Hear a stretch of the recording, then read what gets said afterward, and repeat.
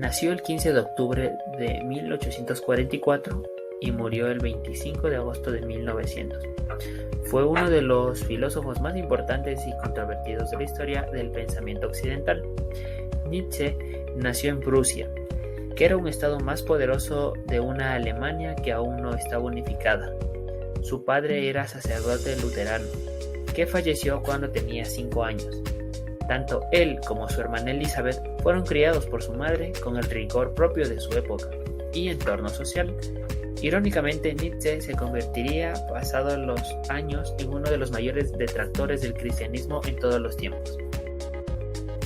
Al hablar del concepto de superhombre, Nietzsche ha determinado que existen ciertas transformaciones espirituales por las que debe pasar el individuo, de modo que no es simplemente pasar de ser hombre a superhombre, sino que, de manera metafórica en su libro, utiliza al camello, que simboliza al hombre que sigue las costumbres y la moral tradicional soportando grandes cargas.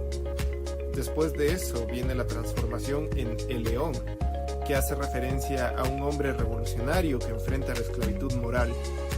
Y finalmente tenemos al niño, que se refiere a la pureza desde la que se establecen los nuevos valores. Friedrich Nietzsche fue considerado como parte de las ideas del nacionalsocialismo debido a que en su filosofía se establecía el superhombre, es decir, aquel que lideraría o aquel que tendría una moral superior sobre los demás. Es de este modo que este concepto fue utilizado por los alemanes para entenderse como si existiera una raza superior sobre otra. Esto es una mala interpretación de la filosofía de Nietzsche, debido a que él siempre defendió los valores morales, en el sentido de que él habla del superhombre en una moralidad superior, mas no en un dominio absoluto del uno sobre el otro. Esto fue malinterpretado por su hermana Elizabeth, que era afín a los conceptos del nazismo, de modo que lo idealizó como uno de los filósofos, parte de las ideas y concepciones del nacionalsocialismo. Dentro de las ideas más destacables de este autor, nos habla de una moral concebida para un hombre común, de modo que existe un hombre al que él nos llama común, pero definitivamente hace referencia a eso, que tiene unas creencias, costumbres y una moral y visión del bien y el mal que fue impuesto por la sociedad o por la religión. Es de este modo que este hombre es un hombre irreflexivo que simplemente acepta ciegamente lo que los demás han de decirle y han de considerar correcto.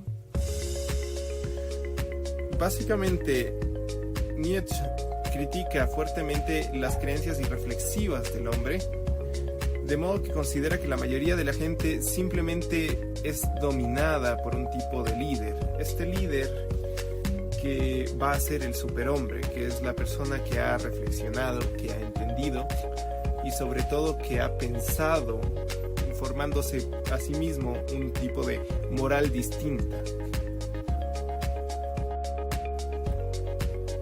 La filosofía de Friedrich Nietzsche escribe principalmente acerca de un sujeto llamado el superhombre. El superhombre es un concepto acerca de moralidad, que especialmente se trata en su libro Así habló Zaratustra. Así habló Zaratustra es un tipo de historia contada por Nietzsche en donde existe un sabio que en el ocaso de su vida decide compartir su conocimiento visitando varias ciudades. Para Nietzsche, el último hombre es más despreciable.